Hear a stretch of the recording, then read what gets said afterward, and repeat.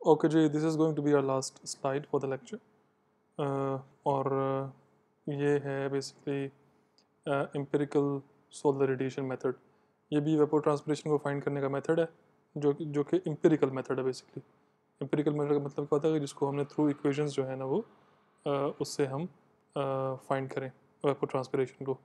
तो जो हमने पहले वाली इक्वेशन पढ़ी थी, जो पेनमैन की इक्वेशन थी, उससे भी आप ईटी फाइंड करते हैं। और बेसिकली ये जो एम्पिरिकल सोलर रेडिएशन वाला मेथड है, ये भी आपको वैल्यू ऑफ इवेपोर ट्रांसपिरेशन ही देता है। लेकिन दोनों में सिर्फ और सिर्फ फ़र्क ये है कि जो आपकी पेनमैन जो इक्वेशन थी उसकी रेफरेंस क्रॉप क्या थी वाला, वेल वाटर्ड ग्रास। लेकिन जो एम्पिरिकल सोलर रेडिएशन मेथड है, इसकी जो रेफरेंस क्रॉप है वो है well watered alpha alpha crop. ये अल्फा अल्फा क्रॉप है, ये बेसिकली इसकी रेफरेंस क्रॉप है। ठीक है, तो सारा कॉन्सेप्ट वही है। इक्वेशन जो है इसमें वो क्या है, वो है कि रेफरेंस या transpiration is equal to C T bracket T minus T X R S. अब इनको इंडिविजुअली जो है ना वो ज़रा पैरामीटर को डिफाइन किया जाए तो ई टी आर जो है रेफरेंस या ट्रांसपिरेशन है, जिसको हम एक्सप्रेस करते हैं इन मेगाजॉल पर मीटर स्क्वायर पर डे। मैंने बताया था कि एनर्जी हो चाहे कोई रेडिएशन की बात हो, इस कोर्स के अंदर जब भी वो डिफाइन होगी वो इन्हीं यूनिट्स में डिफाइंड होगी, विच इज़ मेगाजॉल पर मीटर स्क्वायर पर डे।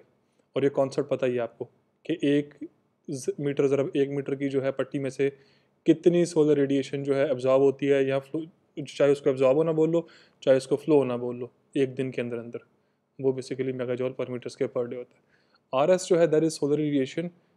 ठीक है, और ये एग्जैक्टली उसी तरीके से आपने फाइंड करना है जिस तरीके से आपने आपने यहाँ फाइंड किया हुआ ये वाला आर एस। एग्जैक्टली वही है जैसे पेनमैन के अंदर आपने फाइंड किया हुआ इसको।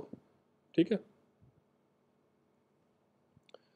फिर दूसरी बात कि टी जो है that is mean air temperature for the period of calculation. ठीक है, कि जिस अरसे के लिए जो है ना आप, जिस अरसे के लिए आपने ई टी फाइंड करना है उसका मीन टेम्परेचर क्या है। इसका मतलब क्या होता है, इसका मतलब ये है कि अगर बिल फर्ज आपने जो है ई टी फाइंड करना है, आपने ई टी फाइंड करना है by empirical method for 1 to 5 और जी 1 जुलाई को जो टेम्परेचर है, 1 जुलाई को जो टेम्परेचर था वो था बिलफर्स 42 डिग्री सेंटीग्रेड। 2 जुलाई को जो टेम्परेचर था वो था बिलफर्स 43 डिग्री सेंटीग्रेड। जो 3 जुलाई को जो टेम्परेचर था वो बिलफर्स था 40 डिग्री सेंटीग्रेड। 4 को ऐसे ही था बिलफर्स 43। और जो 5 को था वो बिलफर्स था 44। और अब कोई अगर आपसे पूछे कि भाई साहब इसके लिए आपने ईटी फाइंड करनी है, तो आपने जो इसका मीन टेम्परेचर फाइंड करना है वो बेसिकली क्या होगा, 42 प्लस 43 प्लस 40 प्लस 43 प्लस 44, और इन सब का आपने मीन निकालना है इसको 5 से डिवाइड करके। ये बेसिकली आपका जो है ना ये वैल्यू ऑफ टी आएगी। जितने अरसे के लिए आपसे ई टी आपको फाइंड करने के लिए बोला जाए उतने अरसे के टेम्परेचर का आपने मीन निकाल लेना। ठीक है, उसके बाद टी एक्स। टी इसको हम बेसिकली बोलते हैं एज ये हमारा अपना ही डिफाइन करदा हम इसको पैरामीटर बोलते हैं। हालांकि ये बेसिकली टी एक्स एक कांस्टेंट है, लेकिन ये है इसको हम बोलते हैं टेम्परेचर कांस्टेंट। इसको कोई भी नाम दे लो, वैसे हम इसको टेम्परेचर कांस्टेंट बोलते हैं तो आप इसको टेम्परेचर कांस्टेंट ही बोल लेना। तो अब आपने सी टी फाइंड कैसे करना है, इन सारे सारे चीज़ों को आपको ऑलरेडी बोल दिया हुआ है कि आर एस तो आपने उसी तरीके से फाइंड करना है जैसे आपने पेनमैन के मेथड के लिए फाइंड किया था। सी टी जो है that will equal to 1/C1 + 7.3 CH। अब ये दो नई चीज़ें आ गई हैं इसके अंदर सी टी को फाइंड करने के लिए। इसमें C1 भी फाइंड करना है आपने और CH भी फाइंड करना है। इनका नाम कोई नहीं है, दे आर ऑल कोफिशेंट्स। ठीक है, या कॉन्स्टेंट्स, तो इस वजह से इनका कोई नाम जो है ना वो है नहीं। हम इसको C1 कॉन्स्टेंट बोल देते हैं, इसको CH कॉन्स्टेंट बोल देते हैं। ठीक है, कोई भी दोनों है बेसिकली कांस्टेंट, विच दोनों हैं basically coefficient which are related to different parameters. अब C1 है उसका फार्मूला है basically 38 minus 2 elevation over 305। Elevation यहाँ पे होगी मीटर में, जिस आपने एलिवेशन पे जो है ना रेफरेंस ई फाइंड करना है वो एलिवेशन आ गई, पुट किया C1 की वैल्यू आ गई। CH जो है वो equal to 5/E1 minus E1। ठीक है, अब E2 और E1 क्या है, अब इधर उधर से दिए हुए हैं लेकिन चूंकि नज़र यहाँ पे नहीं आ रहे होंगे बिकॉज अपनी स्क्रीन का एरिया जो है ना वो नहीं है, तो मैं इसको थोड़ा सा ऊपर करके अब जो है ना मैं इसको करता हूँ, हाँ अब आ रहा है। E1 और E2 जो है ना वो है सैचुरेशन वेपर प्रेशर्स इन KPa। अब सैचुरेशन वेपर प्रेशर मैंने ऑलरेडी आपको बताया हुआ है, मैं पहले भी पिछली साइड में ही बोल रहा था कि वो हमने ऑलरेडी किया हुआ है, और वो किस लेक्चर में किया था, वो 8th लेक्चर था मेरा ख्याल है, और मैंने भी निकाल के रखा हुआ है। 8th लेक्चर की 17 नंबर स्लाइड में ये वाला ग्राफ है। इसमें सबको पता है कि कैसे उसमें जो है ना वो सैचुरेशन वेपर प्रेशर फाइंड करते हैं। कैसे फाइंड करते हैं बोला, जो टेम्परेचर गिवन हो, अगर फॉरेन हाइट में है तो इस एक्सिस को इस्तेमाल कर लो, डिग्री सेंटीग्रेड में तो इस एक्सिस का इस्तेमाल कर लो, ठीक है। टेम्परेचर 80 डिग्री फॉरेन हाइट है, आप गए इस कर्व के ऊपर और सामने जाके इसका जो है ना ES की value in kilo pascal find कर ली। ऑलमोस्ट जो है ना 80 के ऊपर 3.5 बनती है, ठीक है। तो इस तरीके से आपने जो है ना वो इस सैचुरेशन वेपर प्रेशर की वैल्यू जो है ना आपने फाइंड करनी है, ठीक है ना। E2 और E1 जो हैं वो सैचुरेशन वेपर प्रेशर हैं, ठीक है, मगर किन टेम्परेचर्स पे हैं saturation vapor pressure for maximum and minimum temperature respectively for the warmest month of the year in the area। कहते हैं कि जो किसी एरिया का है वार्मेस्ट मंथ है, उस मंथ का मैक्सिमम टेम्परेचर और उस मंथ का जो मिनिमम टेम्परेचर है उस पे आपने E2 और E1 की वैल्यू फाइंड करनी है। मैं इसे एक्सप्लेन करता हूँ, ठीक है, मैं इसको एक्सप्लेन करता हूँ।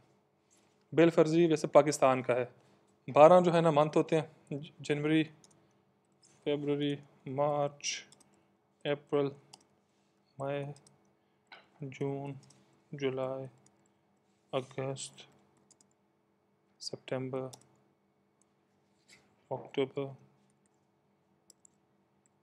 नवंबर, दिसंबर। अब ये वार्मेस्ट मंथ जो है हमारा जनवरी जुलाई होता है, ठीक है।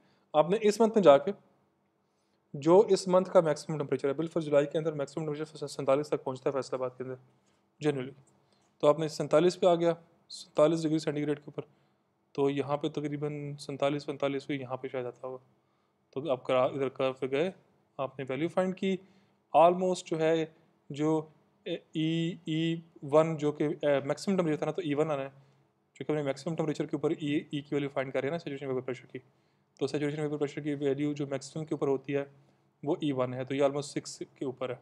अब जुलाई के अंदर जो मिनिमम टेम्परेचर जो होता है,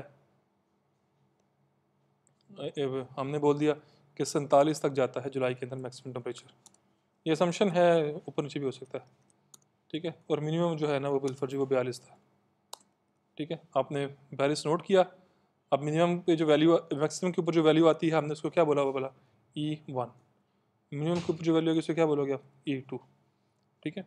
तो जो E1 की वैल्यू हमने अभी फाइंड की है वो कितनी है, वो है अभी फाइंड कीजिए 6 पॉइंट समथिंग आती है, 1 है ऑलमोस्ट उस ग्राफ से, और जो 42 के ऊपर आएगी वो कितनी आएगी, 47 आपने यहाँ पर लिया तो 42 तकरीबन यहाँ पर आएगा, तो ये ऑलमोस्ट 5.7 के करीब आती है, तो आपने इधर 5.7 की वैल्यू को लिख दिया, ठीक है। यहाँ से आपकी E1 और E2 की वैल्यू आ गई। अब रह गया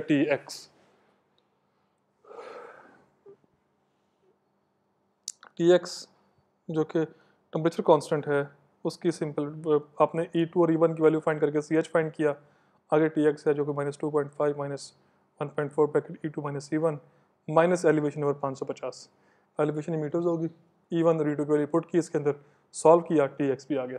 now put all this values in this equation और आप जो है इजीली अपना रेफरेंस इवेपोट्रांसपिरेशन जो कि अल्फा क्रॉप के लिए होगी, आपने उसको जो है फाइंड कर लेना, ठीक है। अच्छा, अब सिंपल देखो, ये एक चीज़ समझो हमेशा कि ये जो इक्वेशन थी एम्पिरिकल सोलर रेडिएशन मेथड है, 1963 में इंट्रोड्यूस हुआ, ठीक है ना, और जो आपकी वो जो थी पेनमैन जो इक्वेशन थी वो कि 1948 में।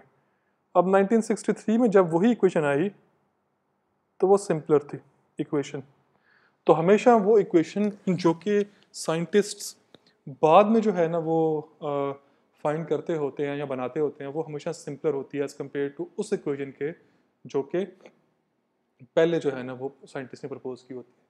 तो हमेशा बाद में होने वाली रिसर्च जो है वो ज़रा रिफाइंड किस्म की होती है, ठीक है। तो इस तरीके से जो है ना, ऐसे मिसाल के तौर पर मैं गाड़ी की मिसाल दे देता हूँ हमेशा, जो पहली गाड़ी बनी थी उसमें जनाब साहब वो जो गियर थे वो लगाने बड़े मसाइल थे उसके।